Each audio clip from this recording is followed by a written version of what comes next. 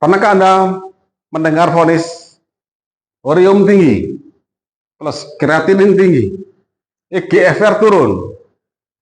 Anda suspek ada masalah ginjal, bahkan bisa menjadi mimpi buruk karena Anda masuk ke suatu kondisi di mana gagal ginjal. Nah, jika Anda mengalami hal ini, maka ada hal mengerikan, yaitu cuci darah sumber hidup. Makanan pun dibatasi dan sebagainya. Nah, benarkah yang terjadi begini? Benarkah gagal ginjal itu tidak bisa disembuhkan? Nah, ini Bapak Ibu. Di kami, untuk mengatasi problem urium, kreatinin, hingga cuci darah itu, bisa diselesaikan dengan ilmu dasar yang mudah.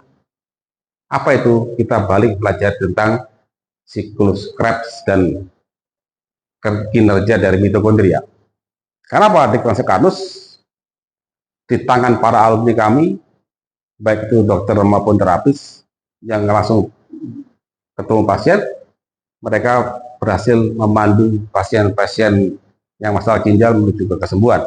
Ayo kita bahas yuk satu-satu ya, supaya Anda ada view yang lebih luas ya selama Anda mau belajar dan Anda belajar basic ilmu ya, terutama subscribe, karena setiap kehidupan ini membutuhkan energi, dan energi tingkat sel kita itu bernama adalah ATP dan dibangkitkan oleh mitokondria ya. Oke, sekarang kita belajar yuk. Kita mulai dari kreatinin dulu. Ini kreatinin. Jadi kreatinin itu apa sih? Nah, kreatinin ya. Kreatinin itu adalah sampah dari kreatin. Jadi kreatinin.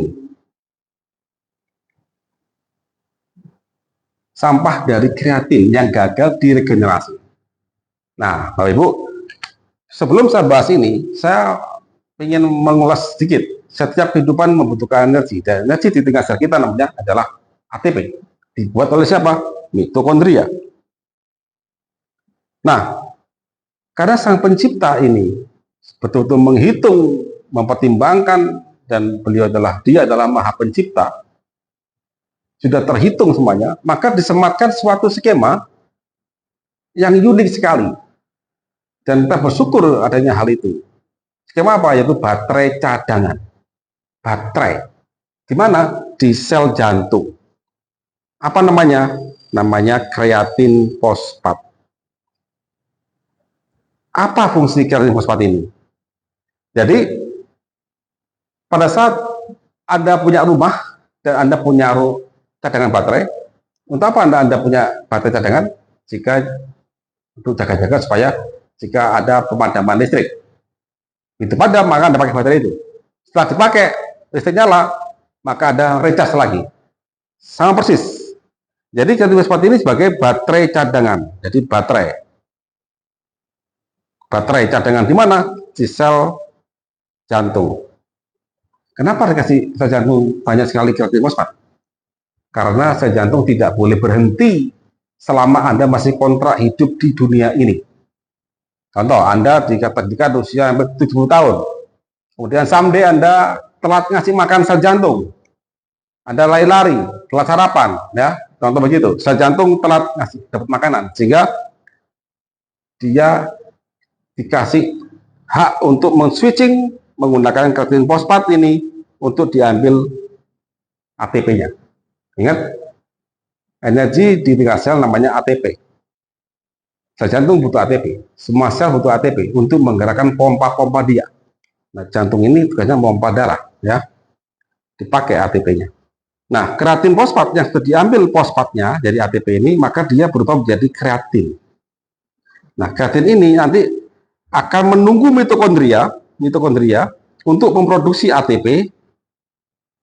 Nah, sini ATP. ATP ini akan diambil fosfatnya oleh kreatin, ATP jadi ADP, kemudian kreatin jadi kreatin fosfat.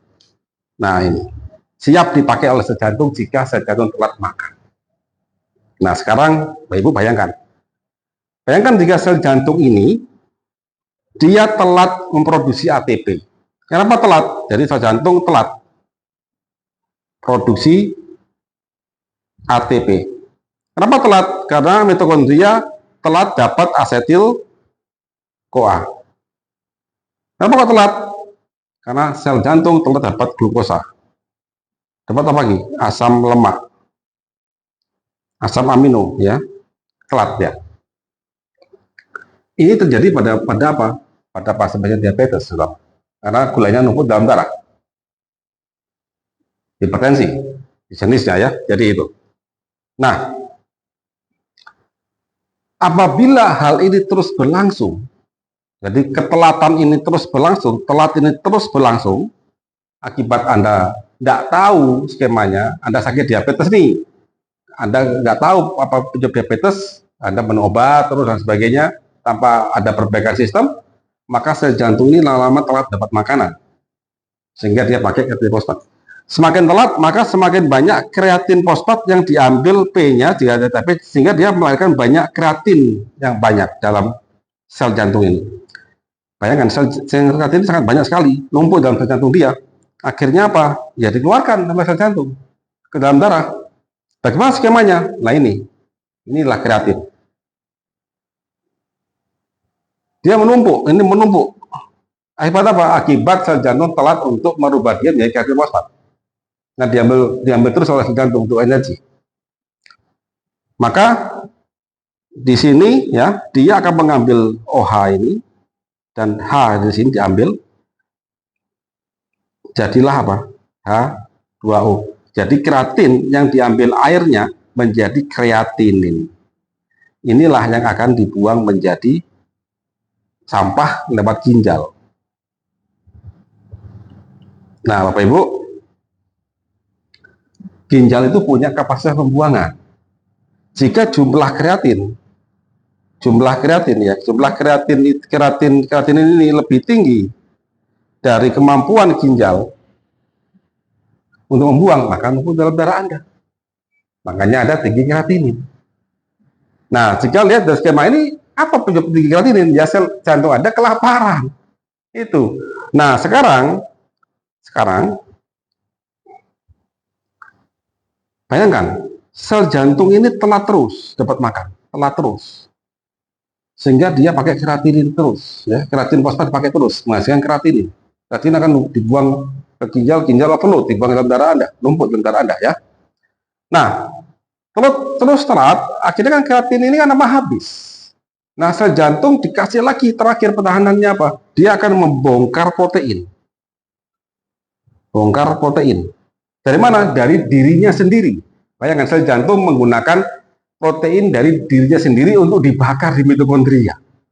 Itu bunuh diri sebenarnya itu, tapi nggak ada pilihan lain, no choice. Jika itu terus berlangsung, apa akibatnya? Sel jantung lama-lama akan loer, nggak kuat membal lagi, sampai itu selama. Nah, sekarang kita bahas dulu. Apa terjadi jika dia mengambil proteinnya? Ini protein, ya, sambil alanin, dibakar di mitokondria. Nah, mitokondria itu punya syarat.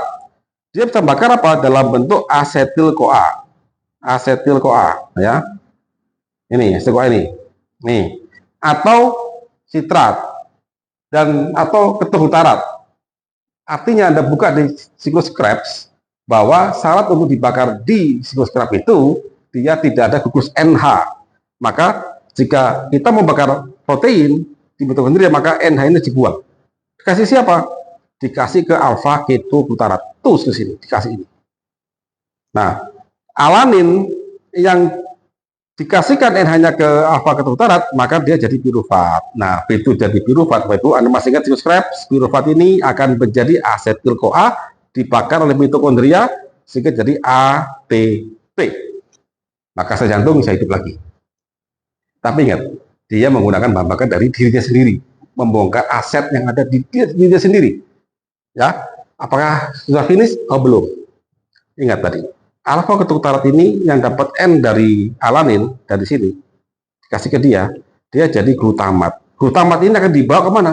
Dibawa ke liver. Di liver akan diambil NH-nya, jadilah ureum. Nah, sekarang bayangkan jika sel jantung gagal dapat glukosa karena numpuk dalam darah dia diabetes, ya. Dia gagal dapat asam lemak karena asam lemaknya numpuk dalam darah jadi plak. Karena apa? Karena dia gagal memecah asam lemak dalam darah dia. Memecah tinggi, gagal dipecah tinggi dari darah menuju sel, ya. Akhirnya dia harus mau ngambil protein dari dirinya sendiri, dari sel jantung. Akhirnya apa? Urium akan naik. Urium naik, creatinine naik, EGFR turun, maka ada gagal ginjal.